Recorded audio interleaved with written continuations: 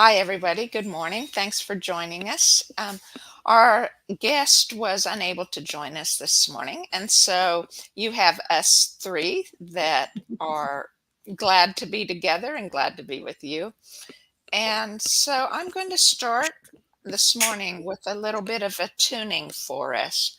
Um, this goes along with the topic. I was asking the universe when I found out the guest was going to be here. I was asking the universe, okay, well, what am I going to talk about today? What are we going to share about, discuss about, and everything? And it was like it was control. I have trouble wanting to control things. You know, that feeling of not liking it when things aren't going the way I expect them to, or whatever. And I've been dealing with that this morning in different ways. And so I decided, okay, well, we could talk about that because that's a big subject for me anyway, and it's something everybody does. And then I decided, okay, I'm going to pull cards for us. All of them had to do with a control or letting go and listening to your spirit. I'll read them in a bit. And then I thought, oh, I grabbed the fork, and the one that called is the 222 hertz fork, which is about letting go and just being, just Beautiful. allowing, receiving. And so I'll just tune for a little bit here until things clear. And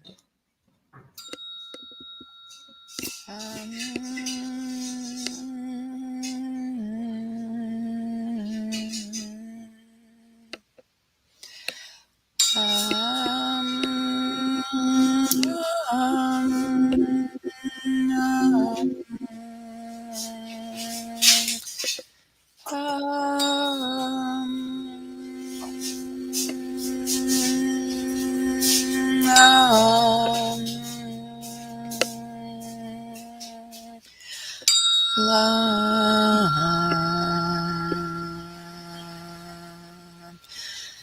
love, love,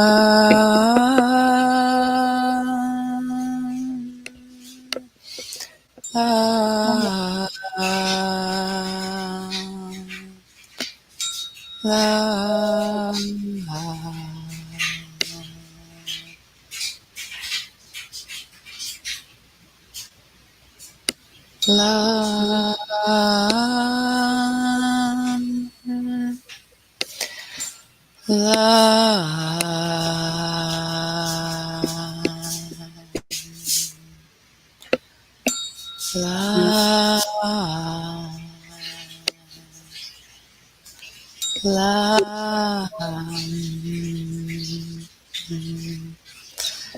love,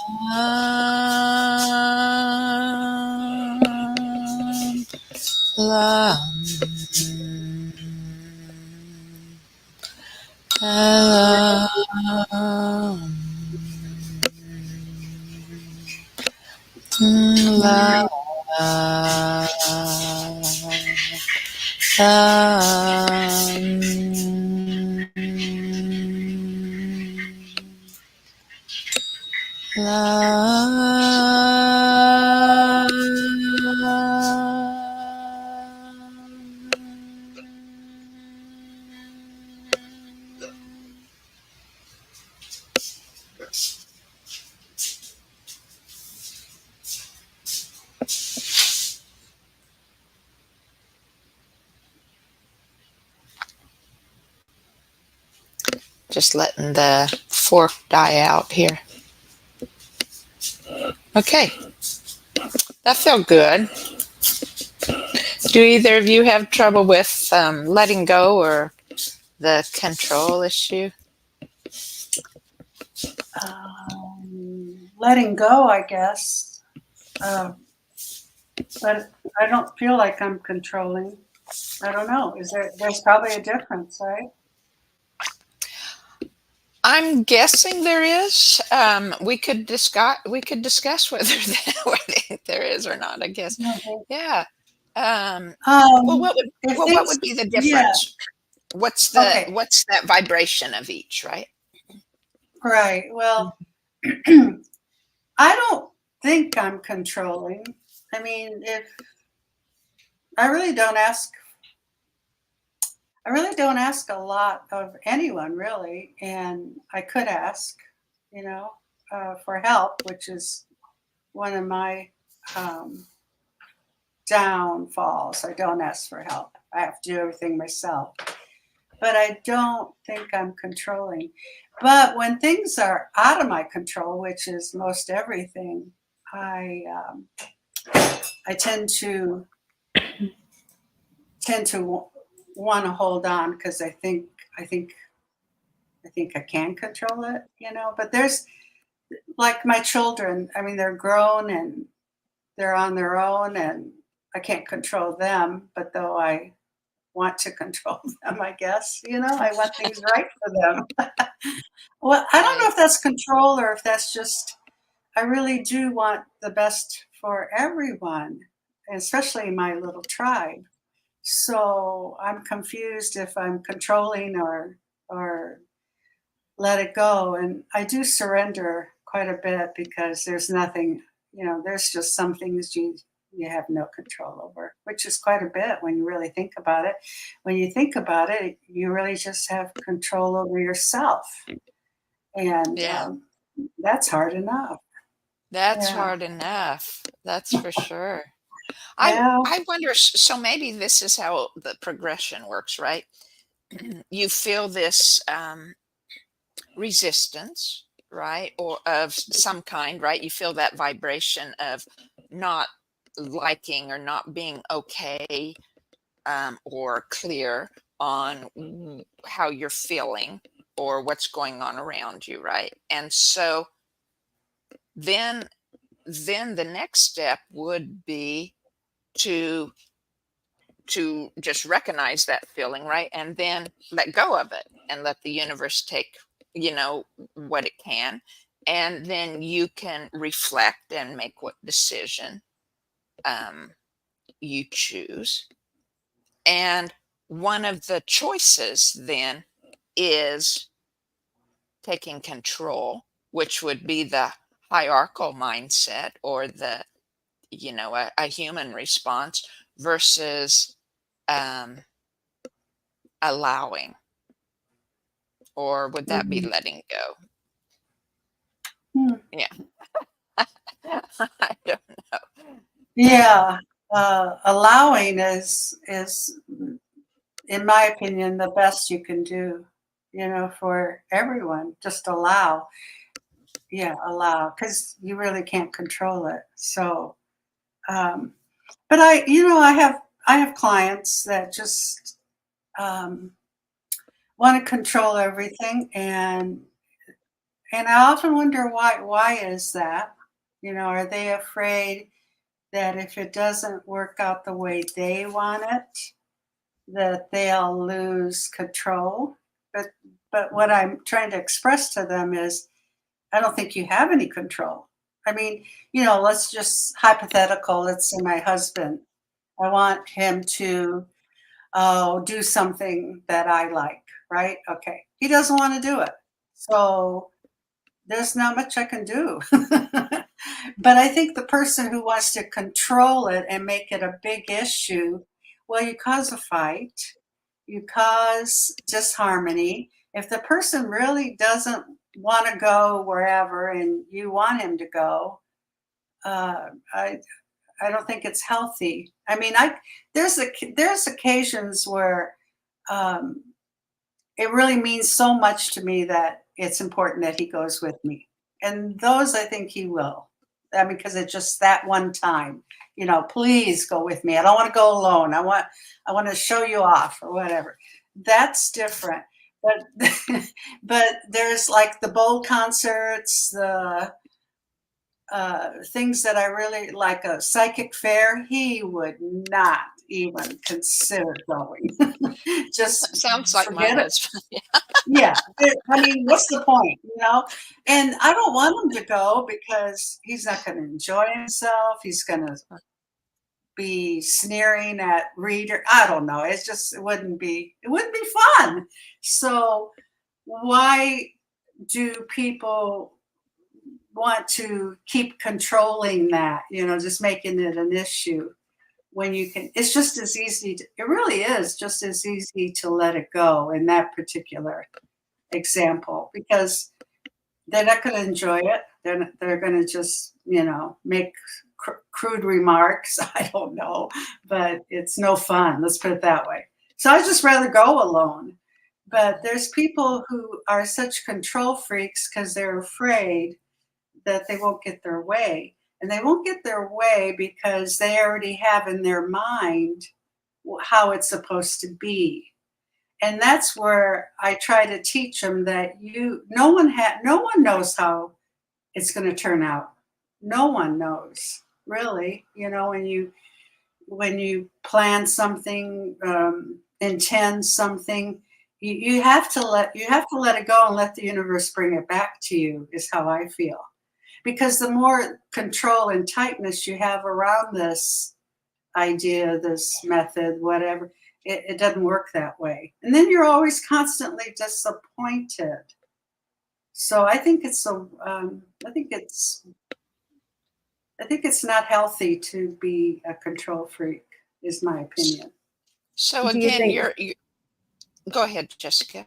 Oh, I was just going to ask a question or throw this out there. Do you think that some people who are control freaks as adults were completely out of control or not in control or being controlled as children? Do you think they were the ones who didn't have any control over anything? Their parents were not nice, Well, possibly. yeah, it starts in childhood, and I often Mm-hmm. wonder what their childhood was like. So Mm-hmm. it could be anyone. It could be they were so strict. Their Mm-hmm. parents were so strict, and they had to follow a regimen, and there was no leeway for their thinking, their opinion, their anything. So I could see that being a rebellion, and then you're an adult, and then you want to control. Because Yeah. when you're in control, then you have the universe at your feet. But at what price? Is it healthy? Does it match the other person or people's same values and ideas? It sounds like when someone's that strictly in control, there's no room for expansion. There's no room for what do you think? It's just one-sided, and one-sided doesn't work.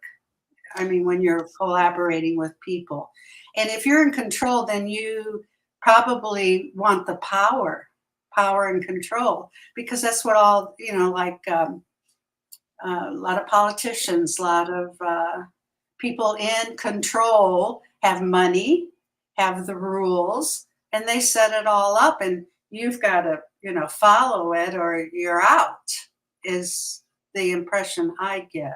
There's no room for, like, what do you feel? And so, yeah, it starts in the childhood. But I think, but yeah. well, I totally agree. But the way I was talking about control, or my issue with control, is a kind of a different aspect, and so maybe it is letting go instead of control. Although at times in my life it's been more of the taking action to get what I want. But for me, I think mine stems from fear in childhood. So being ingrained um, Mhm. in two different traumas, right, where I was reacting in fear. And so when I feel resistance now, I think it's part of that old pattern of the fight or flight reacting. And so Mhm. the control part, I feel, was to is more out of a thing of keeping things in order so I feel safe. It's the Mm, underlying subconscious pattern sure. of mine. So perhaps Right. it's more of letting go of my issue than control then. Well, yeah, in your case, I think it's protecting yourself. Yeah. You know, you don't want that. So you have to be in control of your reactions and your emotions so you don't get hurt again. Um, yeah, that's protection. Yeah. Yeah, I hope you're not, I don't think you are, but I hope none of us are in a situation where we're being controlled, because I don't think you can control us. First of all, Right. we're a little bit of rebels, each and every one of us. You know, you're not going to tell me what to do, and no one really does. But I think about all the others, you know, that are controlling. Yuck. And you know, I mean, I think you know some women too that are just, they rule the ship at home. Whatever she says goes. There is no time for discussion about it. It's the law. It's what we're going to operate. And I think, wow. But I don't. But you know, if that works for her, I don't know. I think it's not healthy. Yeah, I think it's not healthy. So control. That's a sticky one, you know, because there's all those various components to it. You know, so you want to be in power, you want to be in control because you want to rule the world, or in your case, you just want to protect yourself and not get hurt again. So yeah, and then there's control of having something and wanting it so bad that you don't get it because you want it so bad, right? And that's when you learn to let it go, because if it really is yours, it'll come back to you. But boy, does that take a while to really realize that, because you're just so afraid to let it go. For instance, a guy that a girl and a guy, if she's really super jealous, you know, and I've seen that where she just is so afraid she's going to lose them, and pretty much she does, you know, because she's just so demanding and so controlling, you know, until she figures out that I can't control him. And it's best if we just sat down and talked about it, but usually that doesn't happen. So, yeah. Right. Yeah. Yeah. Yeah. Well, and then you could get in, what brought that into me was when you figure in addictions, a lot of Mhm. they have their own old stories going. So for me, I was in the situation with an addicted drug addict and alcoholic husband years and years ago. That was the control. He tried to control everything, and Yeah. And I don't, was he abusive? Like mentally, of course, but physically? so. Yeah. You know, that to me would be really, really hard, because you're trying to get out of that situation, yet you're afraid to death you might get hit, right? And Absolutely, that's yeah. really real. And you have to be, you become and then you're consumed with all this energy, like, if I say this, will he react? If I do this, will he react? How will I get away? I have to wait till he goes to work. I mean, it's just too much, too much. And Whoa. then it came to threatening um, uh, my nephew or things like that. Little children. People I loved. Then it was threatening them to control Well, me. sure, because he's gonna, if he figured he can't hurt you or he can hurt you, he's gonna hurt everyone you love. And so that's more control. So you better Yeah, watch out, you know? Yeah. Ooh, the yeah. grasping for control, or I guess using the threats as a control mechanism. Right. Yeah. Yeah. So Yeah. what do we want instead? I'll throw that out There there. you What do we want go. instead of these feelings of we have to be in control, or am I controlling all of these things that we think and we're worried about? What do we want instead? I want to feel like I can allow the universe to flow through me. I want to allow God and the universe to use me to create a beautiful life. So What do Right. you want, Carla and Ramie, instead of being controlling? Yeah. Well, it makes Well, me yeah. realize that this morning it wasn't control yet. What I was feeling, um, it was it was the letting go. I mean, I felt this resistance about more than one things, and I think again, it's part of the astrology this week because I was remembering today is, and I don't know what all this means, right? But Taurus and in Mars was squaring with Pluto in Aquarius. Something. And but anyway, so all I get from that is that the way the individual energies of the constellations and the stars or wandering stars or planets, how they integrate with their energy affects my energy, right? And so Mhm. the effect on us of their energy is that I'm feeling this kind of push pull within me of resistance to something. I wasn't even feeling it real heavy, like I was good with what I was working. It was just an internal struggle of some kind of not feeling um, completely in flow, or not feeling at ease, right?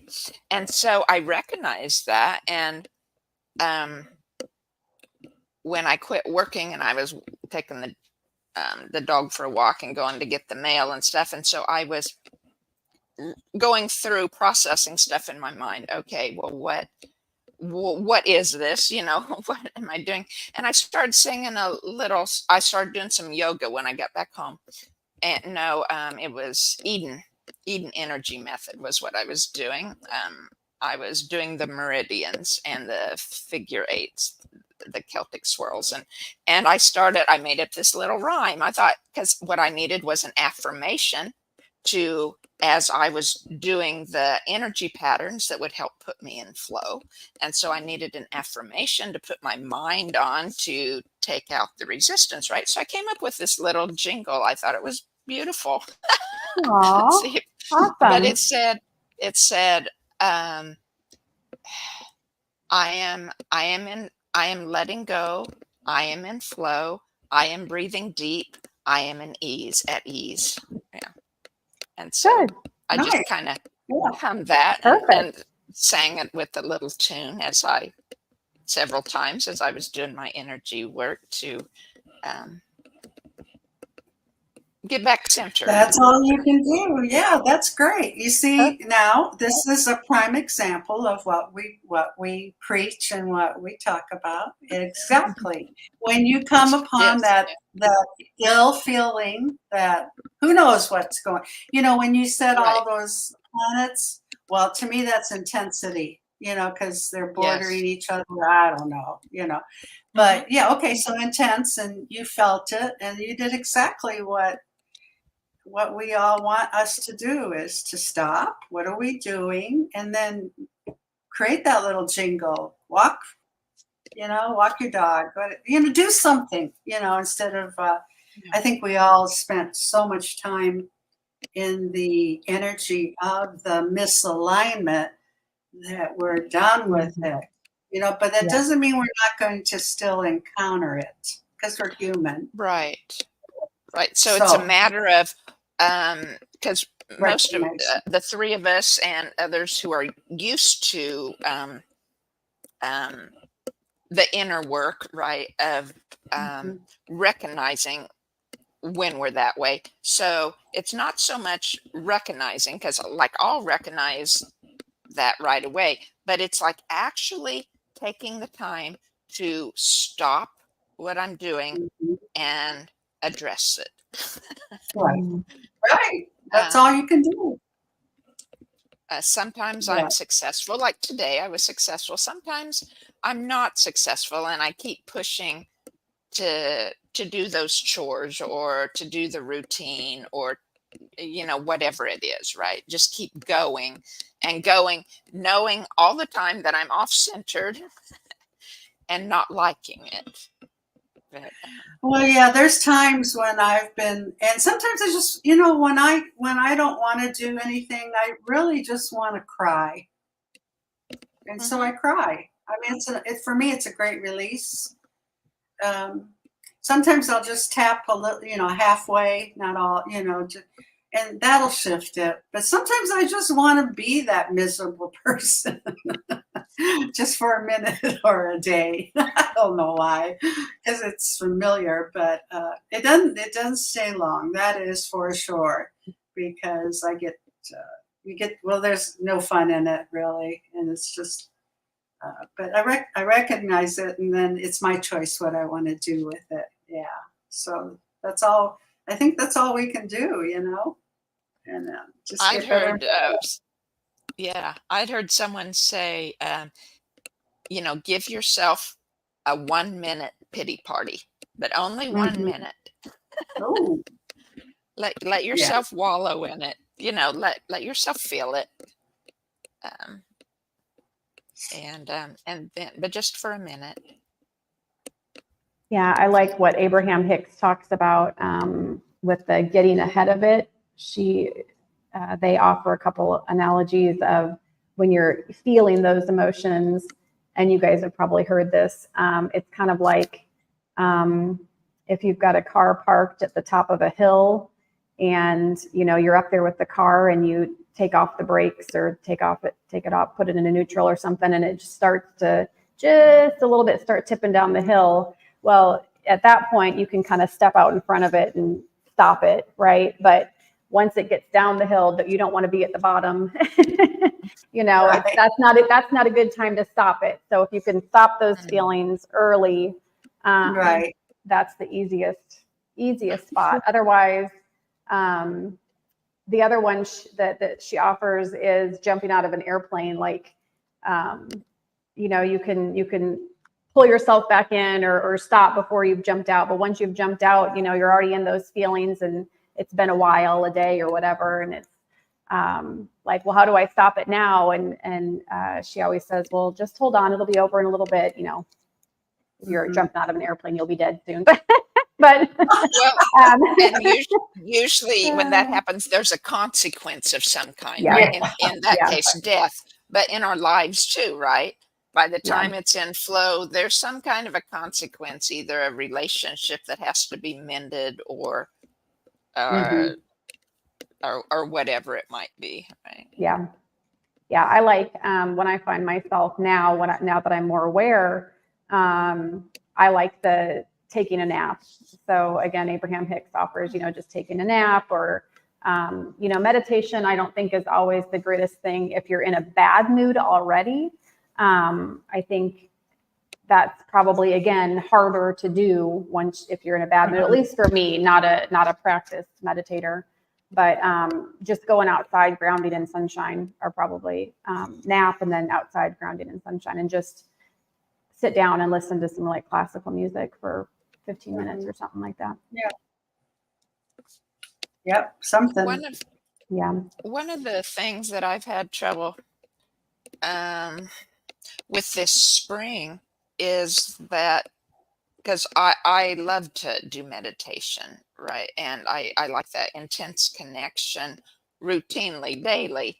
But in springtime, when all the demands from the garden, and Mhm. I choose, I have the garden because I love the garden, but it always catches me by surprise, the mid-April for sure. It's usually the first, yeah, mid-April. This year was earlier, so around mid-April. Sometimes it's the 1st of May in our area before things are in full growth or something, or the rains stop enough so that then it starts getting hot and dry, and all you have is weeds and other garden work. But it's like I have to get out in the morning because you have to pick stuff in the morning so it tastes good. The morning is cool, whereas the afternoon is hot.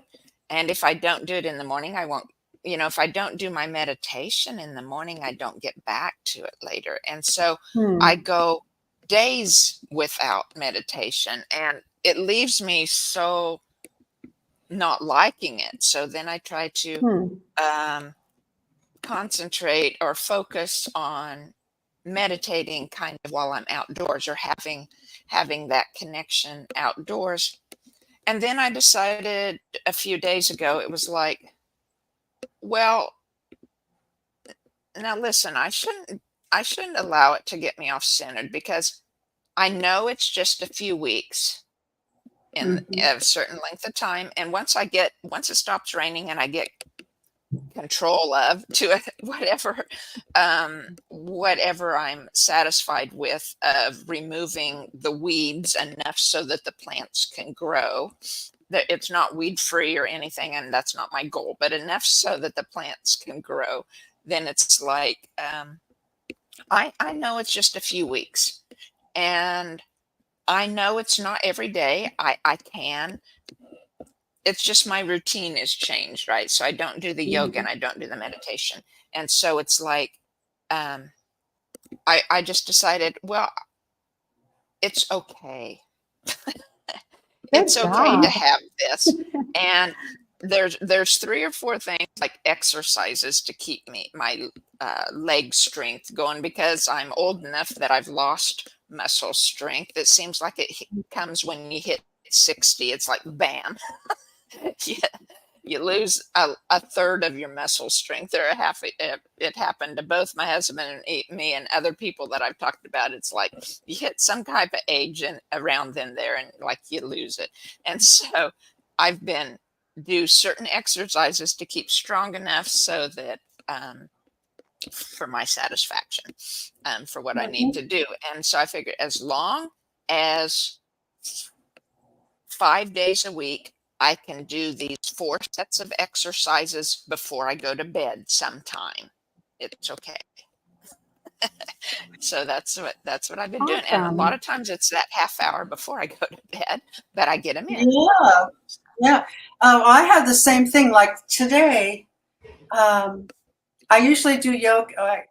Monday and Wednesdays I do Tai Chi, and then the rest of the week I do yoga. Now I haven't done yoga yet, and so it used to really bother me, like you, right? But then Mhm. I'm just I'll do it before I go to bed. I mean, I'll just carve out, because that's how important it is to me. It's um, like you just it's more about keeping myself in alignment with my true purpose, which is to be limber, because Yeah, I don't yeah. like it when I'm not. So I've been doing yoga for 19 years, and since I teach, I think I should keep it up because I never know when I'll have a class, because I don't have constant. I mean, I do have one guy that comes once a week, but that would be so, in my opinion, if I only did yoga with him once a week, I don't think it'd be good. I have to do it pretty much every day to keep it going, because um, I keep him going. And so it's really important to me. But I do get it, because I want everything in the morning. Everything. I want to Yes. do my Yes. intentions, my blah, blah. And I realize that I can't do it all in the morning. I just can't. It doesn't work that way. And I mean, I don't even sleep right sometimes, because I figure, oh, am I going to get it all done? And I've learned to just relax and do what I can in the morning. And then there's something to do in the afternoon. I mean, I can't do it all in the morning, so spread it out. And I'm lucky to spread it out. So, yeah, I guess we have the same issue. Everything's got to be in the morning. Set your day, set your day. But it's okay to meditate at 3 o'clock in the afternoon. It's It is. actually really good, because that's when I usually hit my slump. Mm. So that's a little pick me up. And if I fall asleep, I fall asleep. Then I'm really tired, But it doesn't happen that often. Now, I could probably do it in the afternoon if I started with a guided meditation. When I Hmm. do it in the morning, following either yoga or stretching or Eden energy or tuning myself in a biofield or whatever, Hmm. then it's easy, because I'm in the Hmm. the beta Flow. brain, or Yeah. whatever you call it. And and I can go directly into meditation. But in the afternoon, I could do it with a guided meditation. Yeah, Mhm. that's true. Yeah, it's just giving up our control of what we can do in the day, right? In the morning, because I want it all in the morning, and it's not going to happen. Or I So can cut my list up. I'm about to. This is so funny, you guys, because everyone's so different, right? But I'm about to do a live today on Facebook about the 5 things you should do before 8 a.m. in the morning to be successful. Oh, I love this. I love this. This is hilarious. Perfect timing, isn't Yeah, it? Yeah. exactly. So there's always things that are going to work for certain people, and Right. if you're a farmer or you have a garden, there is a certain time of the year that's where your priorities are. Yeah. But Yeah. yeah, I just thought that was funny. We're all talking about not worrying about the morning, and I'm like about to do a live about. Have you guys read the book? I don't know. Miracle Morning. Miracle Morning. I've heard It's of a it. book. Yeah, this guy. I don't know how he came upon it, but he gets up every morning at 4 a.m. And he says he gets everything done by 8 a.m. I mean, everything, because it's quiet. He's by himself. He does it all. And then he's more productive. Well, I can't get up at 4 a.m. every morning. I've tried that, sometimes I'm going back to sleep at 4 a.m., which is just my sleep. And it only happens like maybe once a month, so I don't know what that's all about. But I'm excited because I found a magnesium. I didn't know there were 7 types of magnesium. Did you? Yeah, of course you did. Biooptimizers. Huh? Is it biooptimizers? Yeah. Yeah, that's a good one. Yeah. Isn't it? Good. I ordered, but I didn't fill out the cart, or I just put one in the cart and I forgot about it. I don't know. I thought I ordered it. And he wrote me back, the owner, and goes, I see you ordered it. I went, yeah, I did. And he goes, but you didn't, but it didn't go through. So then he gave me a deal, and he goes, this will be a permanent thing if you like it, where every time you order a bottle, you'll get a short little bottle so you can travel with it. So that was nice. all right. I guess I'll not hit send on the cart. Maybe other companies will do that. Yeah.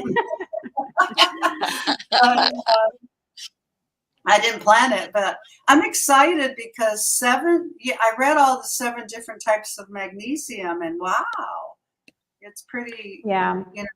Yeah. They have if you get a chance, they have I think it's like a 3-week program that you have to buy several bottles though. And you start out with like 1 3 times a day, and then you'll take like 2 3 times a day, and then you build up to so many, and then you taper back down again. And I haven't been able to do that again, but I did that a couple of years ago. And that's the calmest and the best I felt ever, was when I did that loading dose kind of situation with the magnesium. So That's interesting. Yeah. I started taking magnesium close to 10 years ago. Well, maybe 10 years ago, because I was getting muscle contractions in my fingers and arms, not just like Charlie horses. It was like they were kind of like even when I would take a step, my leg would do something funny for a and so I did some research and found out, oh, that's probably magnesium, because I was going through menopause. And so anyway, I started taking, I learned about all the different types of it. And so for me, I don't think I saw one that had them all together at that point, or I might have tried that. But what I did was I've been taking magnesium citrate as that seemed like the best one for me. So I've been taking that as a powder and in water for 10 years. And what I had heard was that you take because you have to watch, if you take too much of it, your bowels can get too loose and have trouble that way. But you should take take it 3 days, 3 times a day, or with each meal, basically, and take as much as you can and still avoid the bowel problem. And because we can all use as much magnesium, we don't get as near as much as what we need. And that would help. So you just have to, and I love supplementation. Of course, I'm a whole food supplementation believer, but you just have to listen to your body, because there are people who just take one supplement. So they'll just take calcium, or just take magnesium, or just take potassium, or one of the minerals. And then you have to remember, though, that all of those minerals work together. So sometimes if you're getting too much of one thing, you're depleting yourself, or throwing things off balance. So just be cognizant of how you're feeling and what's going on in your body. And again, yes, I know in this day and age, we can't always get all of our minerals and vitamins from the food that's out there, but so we do need supplementation at times. But again, just be aware that can do that. right. Well, like then I learned, well, you'd have to have what is it, vitamin C or D. You have to have one of those to get the other, and or I might be remembering it wrong. And then let's go B and C, and then you had and D, but you had to take boron to be able to absorb the B and C and D and magnesium or something like that. That was, I remember reading, so it's like, then we add boron to our supplements, right? And right. I met a healer in Canada. Her and her husband run a business. They're healers. Anyway, she offered, I listed all my supplements because I take them every day. And she told me what was good for my body and what wasn't. And she added a couple of, and I stick with it. So yeah, she's real intuitive. There's supplements that are good for you and some are not. So you never know. You have Everybody's different. Yeah, everyone's different. Yeah. And you have, like Jessica says, listen to your body. Yeah. But I know that I'm probably magnesium deficient because of my sleep. So that's why I'm looking forward to this supplement. right. And if he throws in an extra bottle every month. Yeah. So that's cool. Yeah. So we'll see. Very good. Yeah. Well, I thought here before you guys came on, I had figured out, okay, well, I had a topic. If you guys didn't have a topic, I'd have a topic. So I pulled cards, and I did them from the herbal astrology deck. Okay. And they all had something to do with the letting go, right? And passion flower. I love passion flower. I grow it, and I love the tea that I make from the leaves. Japanese beetles love the flowers, so I don't get any of the flowers. Once in a while at the end of the season, I see it when I tear the vines off. I see that there was a fruit that made it all the way through, but I never found it. So anyway, drawing passion flower today might reflect the need to suspend actions that aren't aligned to your spiritual path. Are there certain decisions or actions you've made that you must sacrifice in order to reassess your direction? So it's honor your intuition. And the passion flower, the reason it said sacrifice, it's used as a symbol or representative of the crown of Christ, the crown of thorns, because I think of how the flower looks, but it might also be because of the energy of the plant, right? the need to sacrifice in order to make space and move forward. So it's about crucifying. That's what I say. It's about crucifying the ego. Or again, I don't really like the religious terms with it, but the same thing we're talking about, right? Of being in alignment, of centering and listening to your inner self, your spirit, right? Instead of just the go do of the mind, right? And so then the next card was mugwort. Oh, and both passion flower and mugwort had owls. They both had to do with owls. I don't know, the I love passion owls. flower, they're kind of dark. I do too. I have owl feathers and two paintings of owls here in my room. They must be my animal. Mhm. And so with the mugwort, it says here, Artemis, or the moon goddess, and her wise owl, the white owl, meet you as you enter the liminal space between one life phase and the next, and confront that which is unworthy of your devotion, or again, the ego, or just the mind patterns that you don't want to act in anymore. And pay attention to your intuition and the signs and omens that appear as in your journey to help guide you. And then the last one was ashwagandha, Mm. and it deals with the sun, and it mirrors the potentials of our divine purpose, or the dharma. It contains both solar and lunar elements within it, as it provides great strength and adaptability, yet with the deep qualities of the moon, such as relaxation, lucidity, and expanded consciousness. Perhaps you're